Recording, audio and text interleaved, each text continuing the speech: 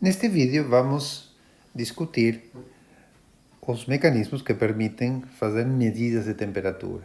Então vamos introduzir o conceito de termômetro e vamos ver como é possível construir escalas de temperatura para medir essa grandeza.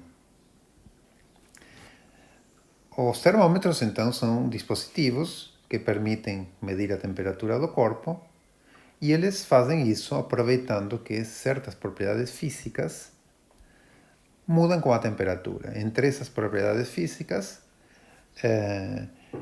temos, por exemplo, o volume de um líquido, ou as dimensões de um sólido, ou a pressão de um gás, que é mantido a temperatura constante, ou a resistência elétrica de um condutor, que varia com a temperatura, ou a cor de um corpo quente.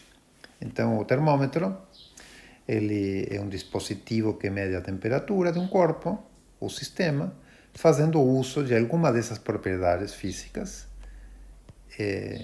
que varia em função da temperatura. Sim. Uma questão importante é que para fazer uma medição de temperatura, nós precisamos colocar o dispositivo, o termômetro, em contato com o sistema e esperar que o termômetro atinja o equilíbrio térmico com o sistema. Então, colocamos ambos em contato, deixamos que passe um tempo o suficientemente grande, sabemos que isso vai levar a uma situação de equilíbrio térmico entre o termômetro e o sistema, não haverá troca líquida de energia entre um e outro, e nesse momento, então, eu vou saber que o termômetro e o sistema estão na mesma temperatura. Nesse momento, então, eu vou fazer a leitura da temperatura no meu termômetro. Um exemplo disso é o termômetro de mercúrio. Aqui, a grandeza física, que varia em função da temperatura, é o volume do mercúrio que está contido no interior do dispositivo. Aqui temos um bulbo que contém mercúrio e esse bulbo está em contato com um tubo capilar muito estreito, onde, quando o mercúrio aumenta a temperatura, esse mercúrio pode se expandir e ir ocupando um comprimento diferente do tubo capilar, dependendo da temperatura. Sim? E o volume V do mercúrio é medido através do comprimento L da coluna líquida aqui no interior do termômetro. Claro que aqui tem que ter algumas ressalvas, alguns detalhes, né, que, na verdade, quando o termômetro mede alguma temperatura muito alta, não apenas o mercúrio, mas também o vidro se expande, né? Então, essas são questões que devem ser consideradas, né, na construção de um termômetro deste tipo. Sim? Mas normalmente se espera que a variação de volume do mercúrio seja bem maior que a variação de volume do recipiente no qual ele se encontra.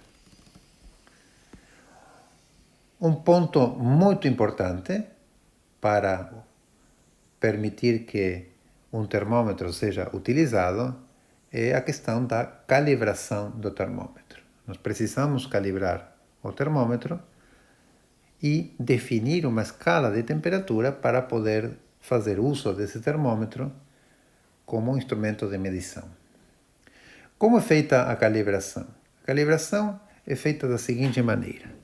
Primeiro colocamos o termômetro em contato com um sistema natural que permaneça a temperatura constante. Esse fenômeno, esse sistema natural poderia ser, por exemplo,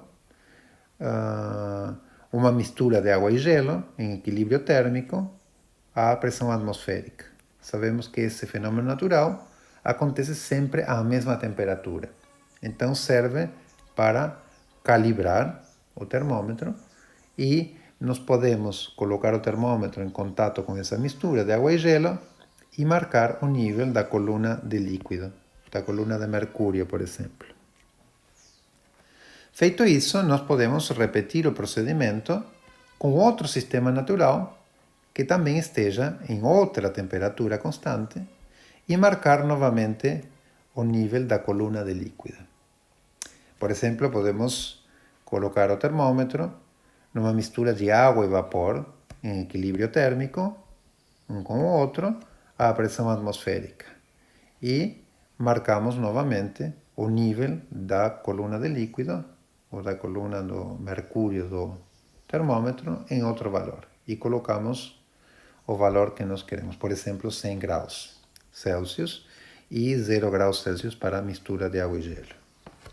Feito isso, nós temos 2 pontos com temperaturas definidas, calibradas.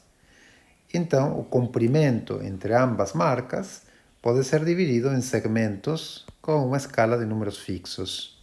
Por exemplo, marco 0 para a mistura de água e gelo, 100 para a mistura de água e vapor, e faço uma divisão de 100 segmentos iguais entre ambos. E dessa maneira, temos calibrado o sistema. Esse exemplo que eu acabei de dar é o que se conhece como escala Celsius. Sim? Está resumido aqui. A escala Celsius é definida da seguinte maneira: a temperatura da mistura de gelo e água, em equilíbrio térmico à pressão atmosférica, é definida como 0 graus Celsius. A temperatura da mistura de água e vapor, em equilíbrio térmico à pressão atmosférica, é definida como 100 graus Celsius. O comprimento entre as marcas é dividido em 100 segmentos iguais, cada um denotando uma mudança de 1 grau Celsius na temperatura. E, dessa maneira, temos definido uma escala, né, que permite que a gente use este instrumento para medir temperaturas. Essa escala, hoje em dia, é um padrão antigo, porque é difícil medir com muita precisão e reproduzir com precisão a temperatura das misturas, já que essas temperaturas são sensíveis, esses fenômenos de coexistência de fases são sensíveis à pureza das substâncias. E isso pode mudar, pode afetar o ponto de fusão e o ponto de ebulição.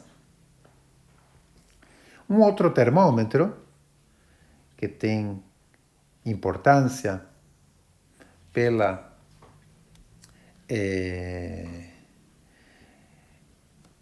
pelos conceitos físicos que introduz é o termômetro de gás a volume constante. Esse tipo de termômetro está mostrado na figura. Ele consiste de uma certa quantidade de gás, que está aqui. Esse volume de gás deve ser mantido sempre a volume constante. Por isso, o nome de termômetro de gás a volume constante. Vou explicar agora na sequência como se faz para manter esse volume de gás constante. Sim? Mas a ideia é observar a variação da pressão de um volume fixo de gás com a temperatura. Eu mantenho o volume do gás sempre o mesmo e eu vejo como varia a pressão do gás. E, observando a pressão do gás, eu posso relacionar essa pressão com a temperatura.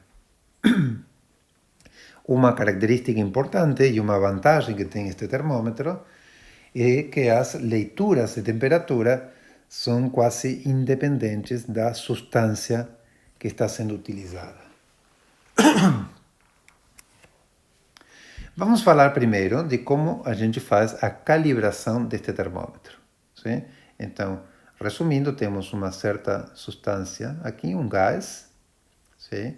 Aqui, este gás está em contato através de um tubo com uma coluna de mercúrio, que está aqui. Temos um lado do tubo que vamos chamar de A, e temos o lado do tubo que vamos chamar de B.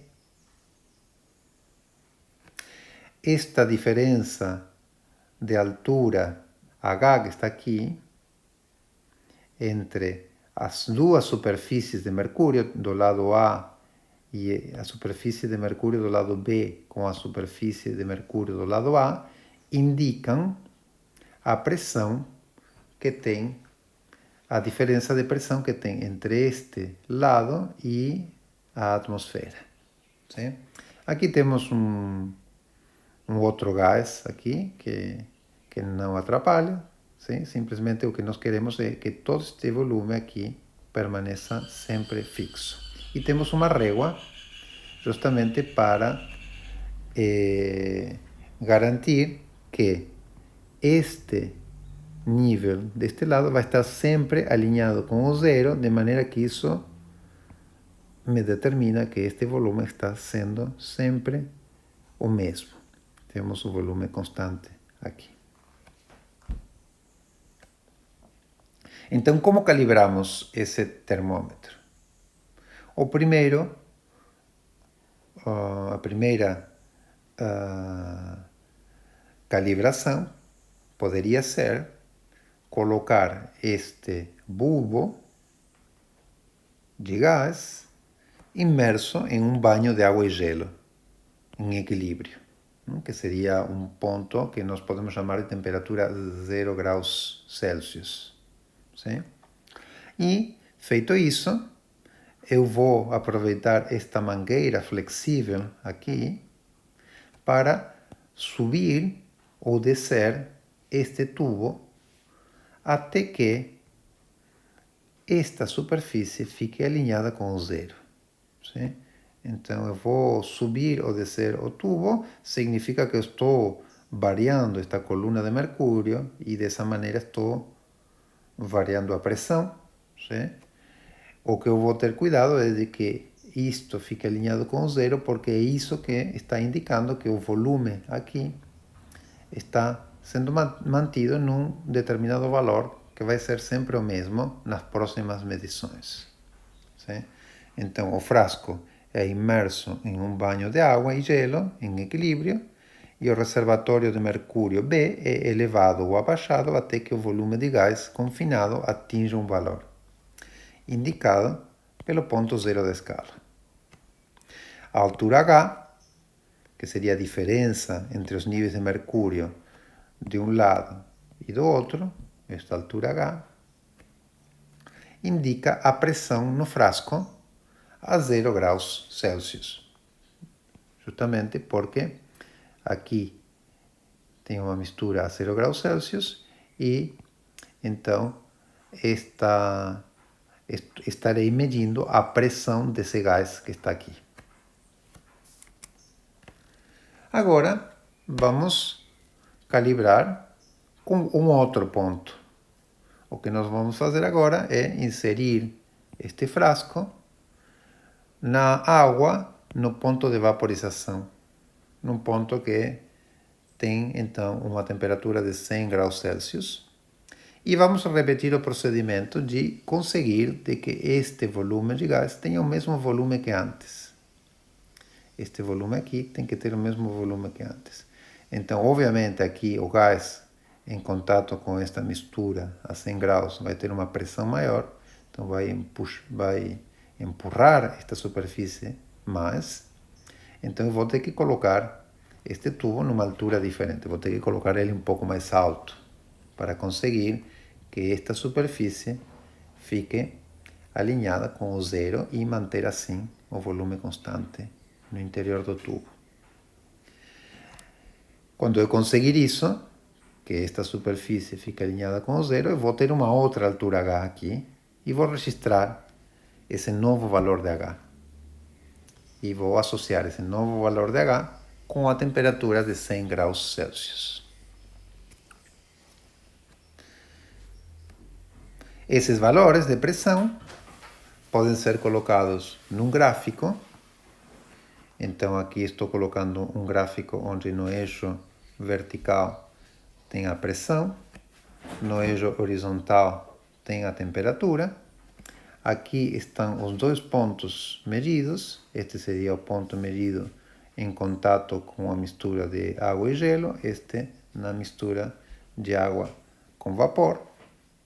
E nós sabemos, experimentalmente, que a pressão de um gás rarefeito varia linearmente com a temperatura. Sim? Então, nós podemos desenhar uma reta que passa pelos dois pontos e qualquer temperatura aqui entre 0 e 100 vai estar associada a uma pressão diferente no tubo. A linha que conecta os dois pontos, então, serve como uma curva de calibração para a medição de temperaturas desconhecidas. Bom, então, agora, como eu faço a medição de uma temperatura de um sistema ou de um corpo qualquer? Bom, simplesmente eu vou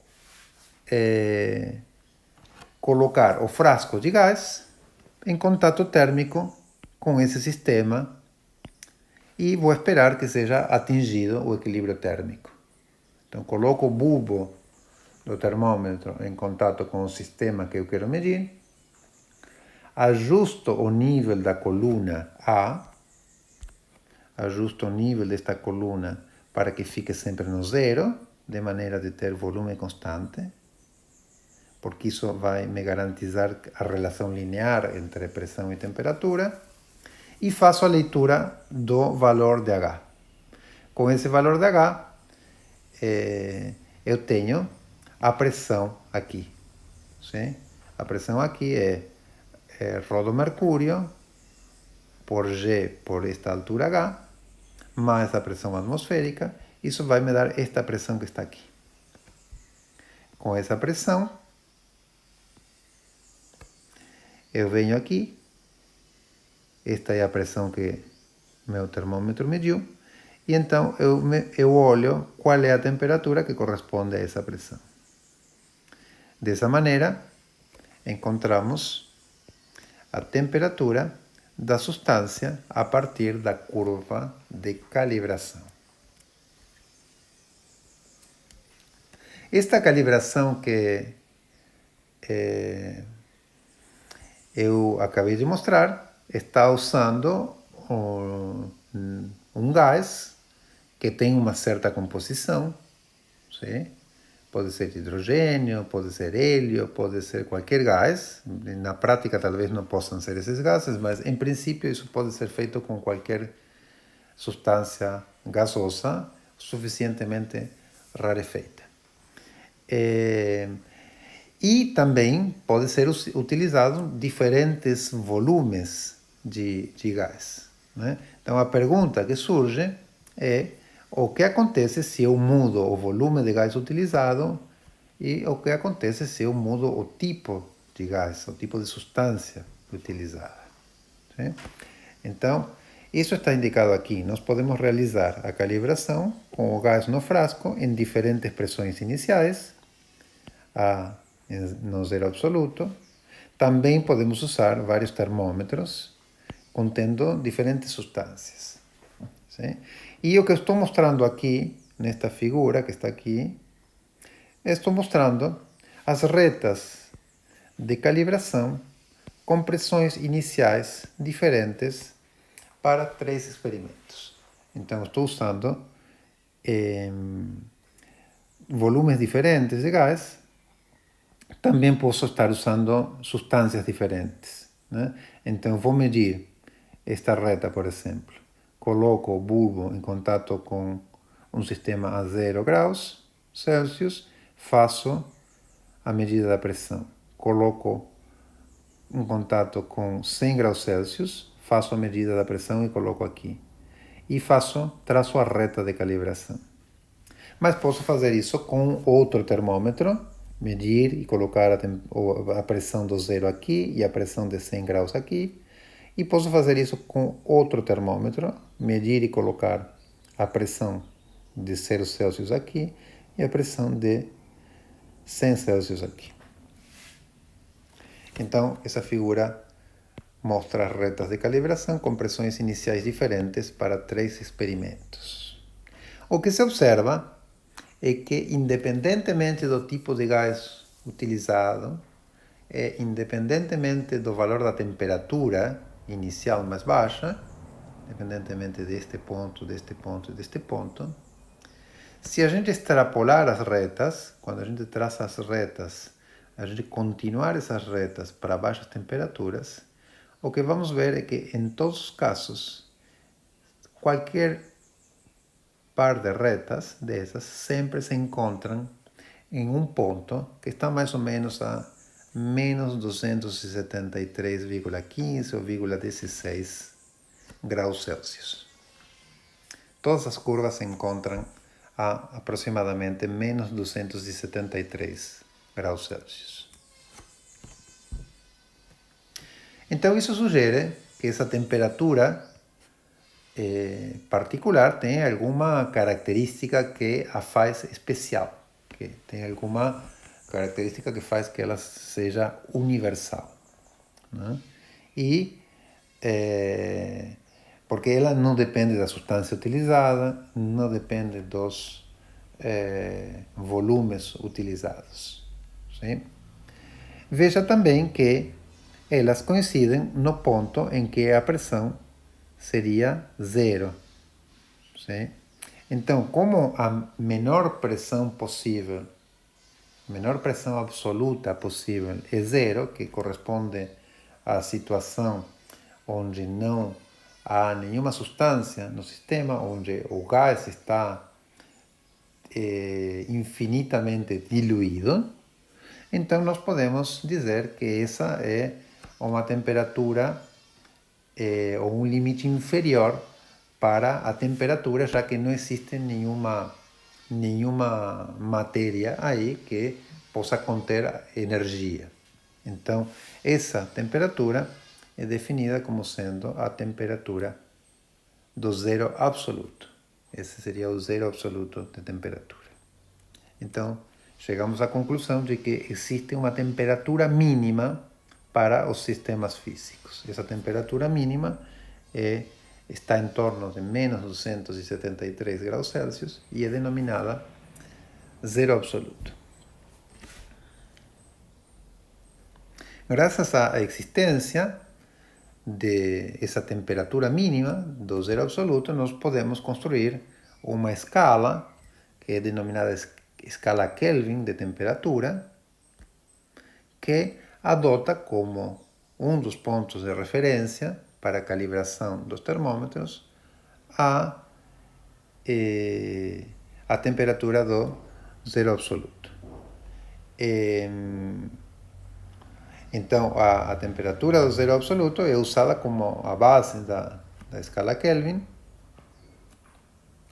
e nós introduzimos o ponto de menor temperatura possível como sendo o zero dessa escala, a temperatura de 0 Kelvin.